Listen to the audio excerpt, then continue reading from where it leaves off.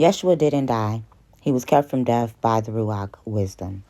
The ghost left him on the cross, not his soul, which is why the book of Revelation begins to say that the spirit of wisdom was the martyrdom of Yahushua. He ascended first to be changed, then descended, going down to begin to free the souls of the patriarchs from Abraham's bosom. And this is why they were able to resurrect and walk the earth, constituting the first resurrection. Just as some prophesied a hidden Messiah, he was kept under the wings of El Shaddai. The Passover of Noah and Abram happened during the time of famine and warfare, yet no slaughtering of animals, plagues, or the destroyer were present. The Levites were cursed by Jacob and their laws were forbidden. Moses erred. The resurrection of Yahushua isn't historical or biblical. Easter is Istore, or Eostre, the goddess who was named after the month of April, which is Estor Monub. Ostar, or Stara, Ostara, Asteron, Asteron, Astro, Austr, are also linguistically related. Astro comes from the word meaning dawn or daybreak. Astra means east in Germanic languages. Austro in Latin means south, and we already know that the Bible was translated in Latin, which begins to bring the interpretation of that word Lucifer there, which was originally dawn or daybreak, in correlation with Venus.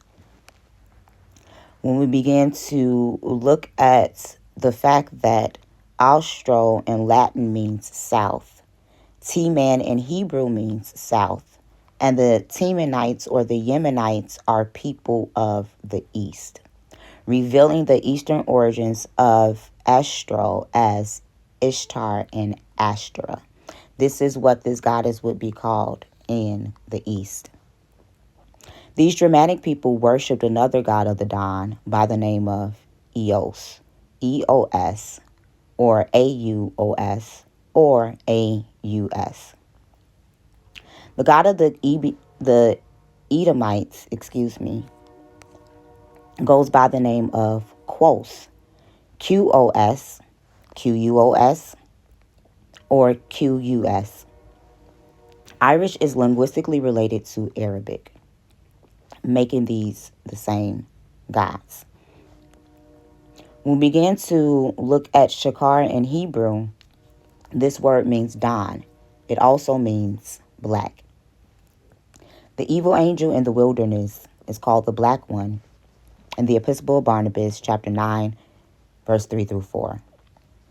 The wilderness is the Edomites, Midianites, and Kenite territory, which is where Yahweh begins to come from. I gotta take a sip of water.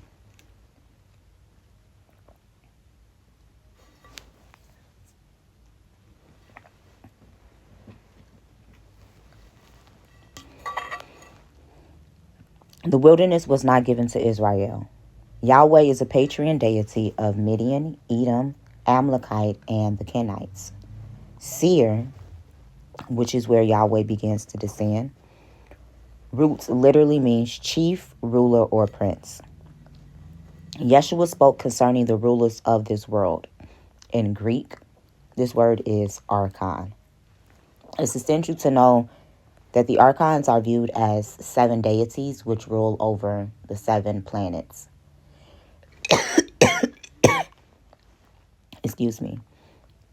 And they are looked at as the offspring of the creator deity of this world.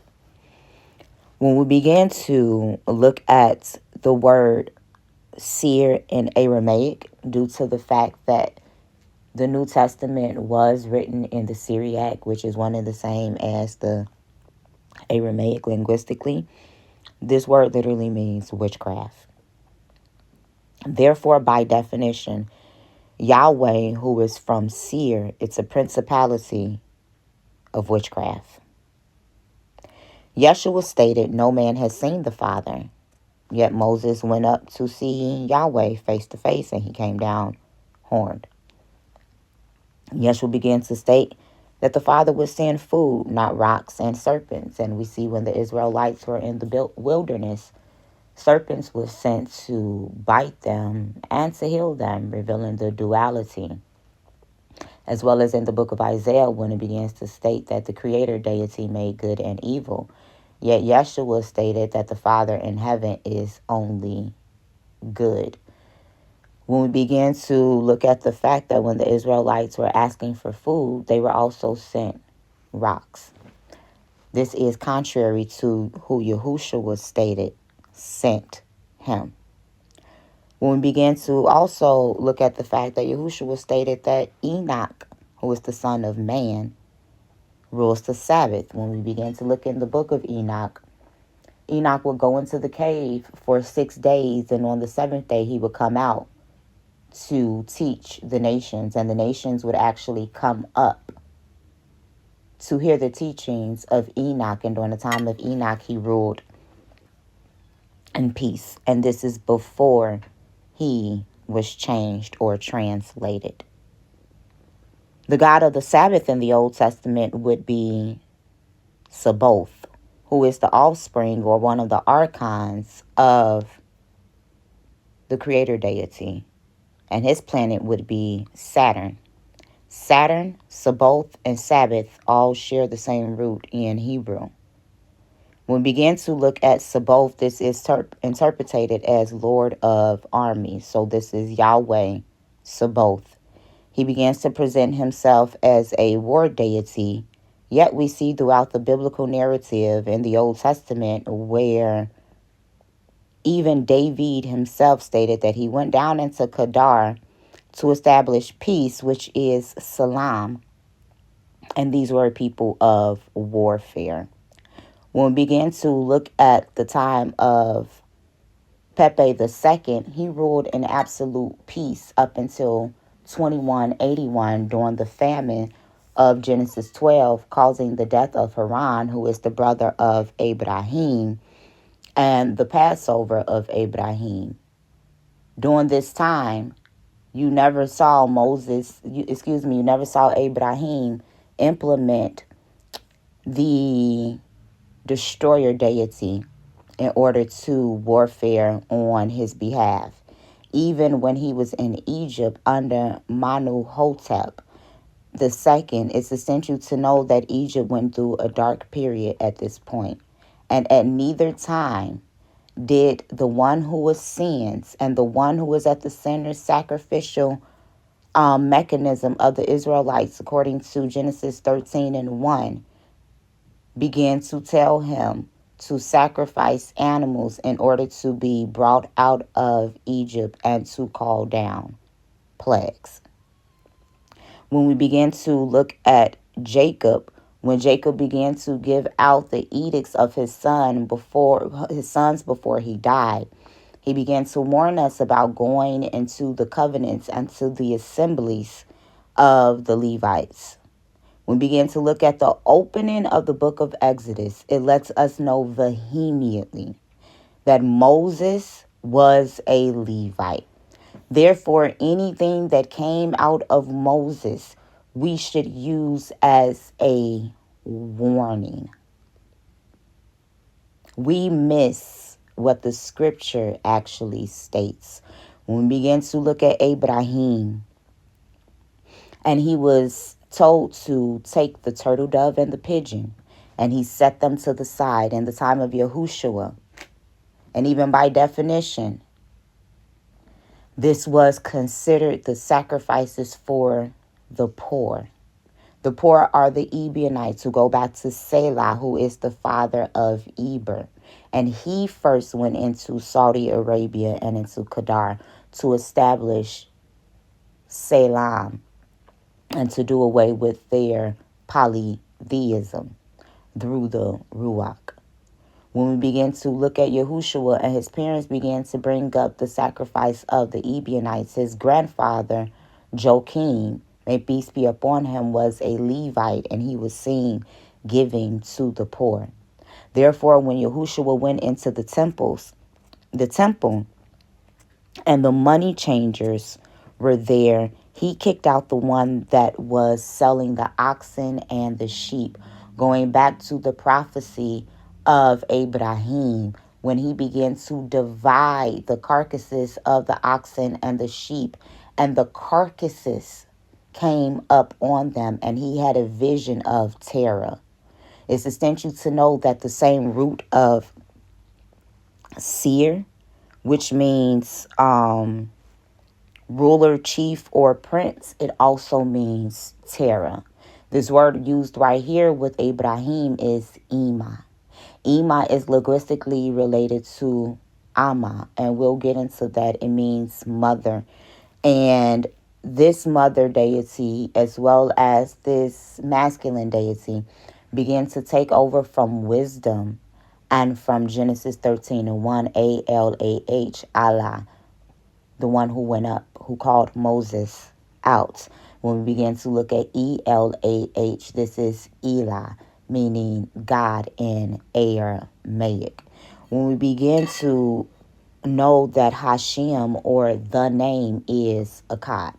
So when we begin to refer to the one, we are talking about the Most High, who we can't even title as God because he is outside of the existence of God.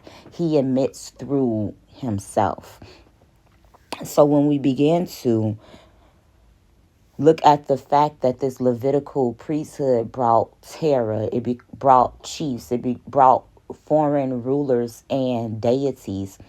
And when we look into the sacrifices that was seen taking place in the temple in the Babylonian captivity through the prophetic eye of Ezekiel to Tammuz and the Queen of Heaven. The Queen of Heaven is also referred to as Ishtar and Astarte. The Queen of Heaven in Greco-Roman mythology is known as Juno, and this will bring us to June. She is represented also by the fig tree, and her prophets sat under the fig tree, bringing us to the season of Shavuot or Pentecost. So when we begin to look at the entire priesthood that Moses began to set up, it goes back to something, which is why El Shaddai begins to say in the Old Testament that your Sabbaths and your new moons are abominable unto me, and your feast days. In the Passover of Noah, the calendar was set to the fall season.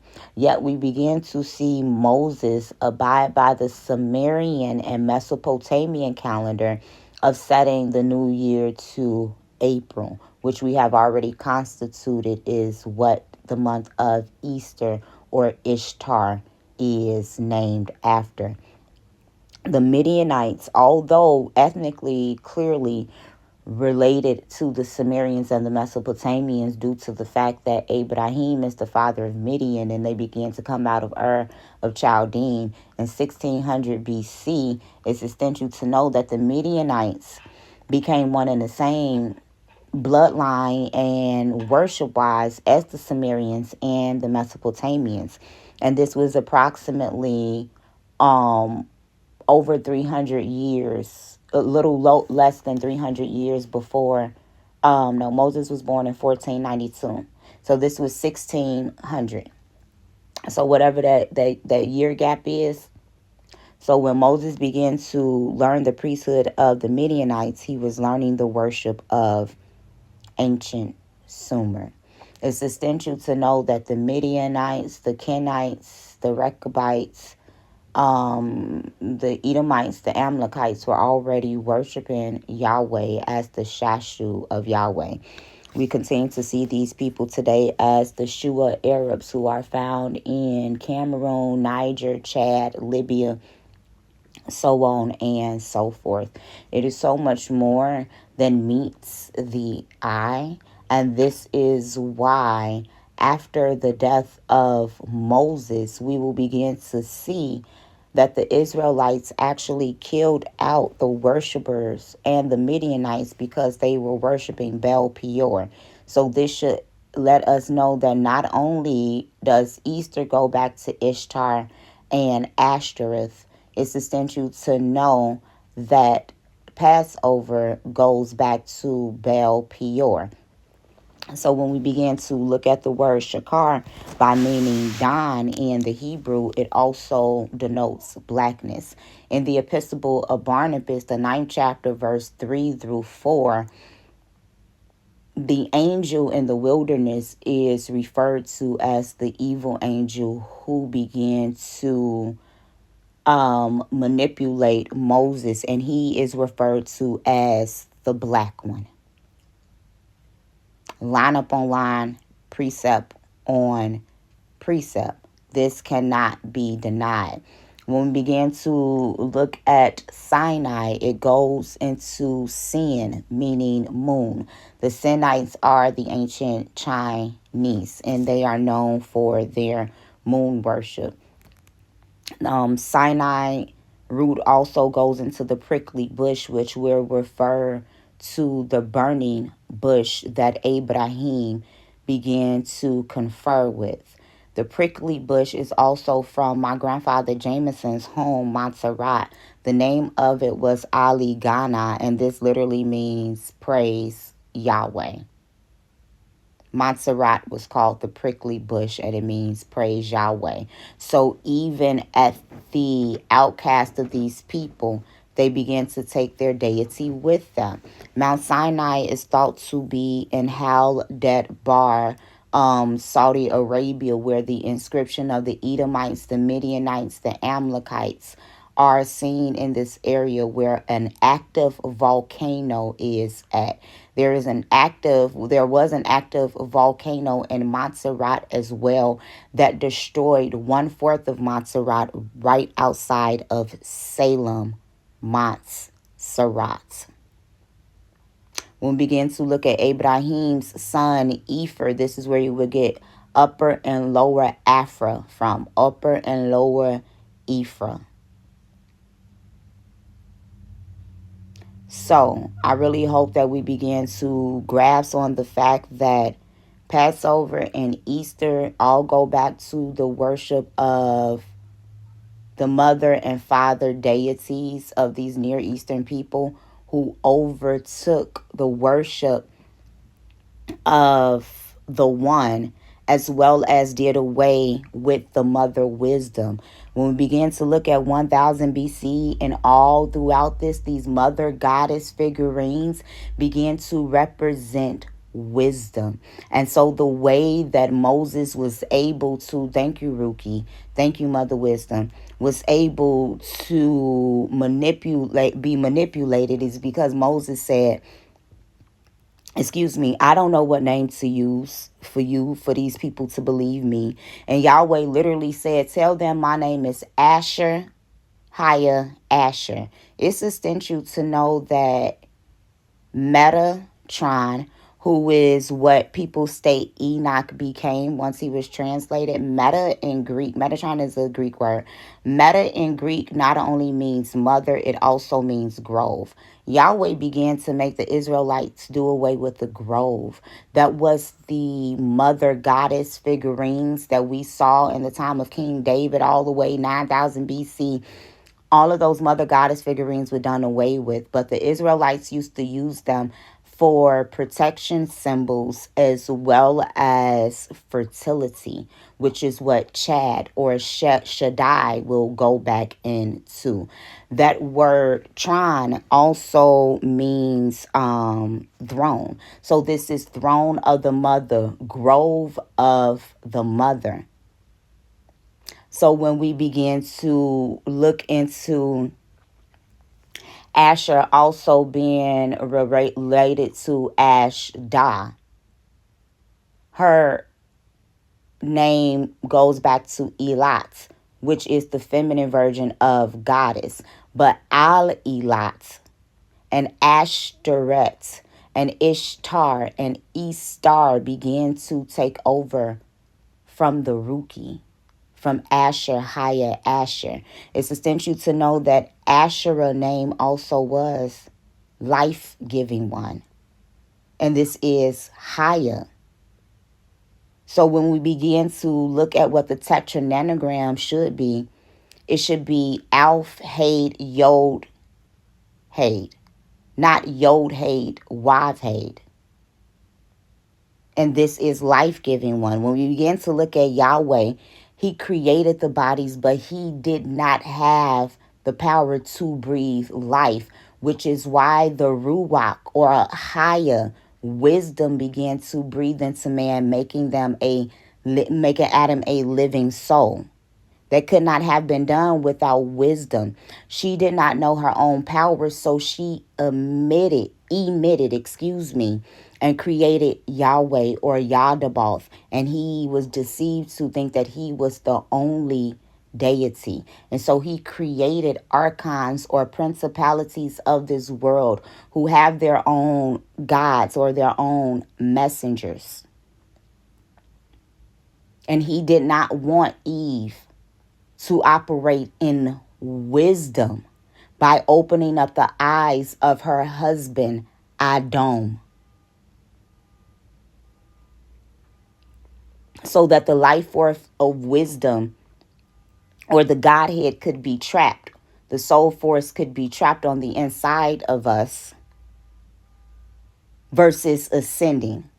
So when Enoch ascended, this was Metatron or the throne of the mother, the Ruki, inhabiting or overtaking him. Metatron and Gematria, which is the numerical value of that word, literally equals to El Shaddai. And that is due to the fact that the breasted one, El Shaddai, is the same as Metatron, which is the Ruki, the wisdom, which began to inhabit Yahushua to keep him from death when he was on the cross. And he said, Eli, Eli, lama sabachthani. My father, why have you forsaken me? Bless you, baby. He was speaking to the Akkad, to the one, and the ghost left him. It did not say his soul or his life force. It did not say that he was dead, which is why he began to use parables. Bless you, baby. Not parables, which is why he began to tell them that the young lady was sleeping. She wasn't dead. Which begins to lead to tell me that in the time of Elijah, or what is it, Elisha, sorry, y'all, I don't know where I left out at. My video stopped recording. But this is why when Yahushua was on the cross and the ghost left him. So, when he began to say that the young lady was sleeping and she wasn't dead. When Elijah began to lay up on the boy because the mother thought that he was dead, he wasn't sleeping, he was dead. So when we began to look at the fact that Yahweh outlawed aborigines and consorting with ancestral spirits, and this would literally be it's called necromancy. Necro goes back to Negro, which means black, and then mancy goes into magic, right? And so when we began to look at Yahushua, he didn't bring up an apparition as the Obiah woman, yet he definitely spoke to the dead, which was Lazarus, and he called him forth. He was operating at a higher plane and a higher level. So when we began to, he was operating above this realm. What did he say? I am not from here. My Father sent me. This was after his baptism. So at the end of the day, Easter is pagan. We're not supposed to be keeping the Sabbaths how we keep them, like, at all. You're just supposed to come out and teach. These feast days go back into a lot of pagan festivals. And a lot of things that even as Israelites we call witchcraft is not witchcraft. The mother goddess figurines is not witchcraft. Crystals are not witchcraft. They literally come from the earth and they have medicinal properties. Herbs and salt is not witchcraft. These things are not witchcraft. What's witchcraft is stuff that has to be gone into what Moses was doing with witchcraft, for sure. So I hope you guys stop arguing about Easter and stop arguing about Passover. I used to do both. I used to stand on both sides. And with the mother goddess figurine, when we began to look and see that she was represented by breasts, but her arms were extended, right? And so when you begin to have the extended arms and the two legs and the legs are put together, it began to form a cross.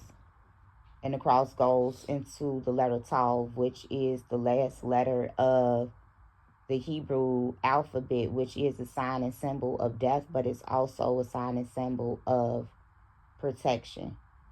And so the mother goddess figurines, as I stated, was used for protection and fertility. And during the time of King David, all the way up before then, she was venerated. And then Yahweh came in due to the fact that the Midianites and the Edomites and all of them were in Judean territory during David, and Yahweh became a Judean God. But we also see that Yahweh ended up being worshipped in the 9th century by the Samaritans as well. So El is in the Old Testament, Allah, Akkad, the one, literally fighting for our attention.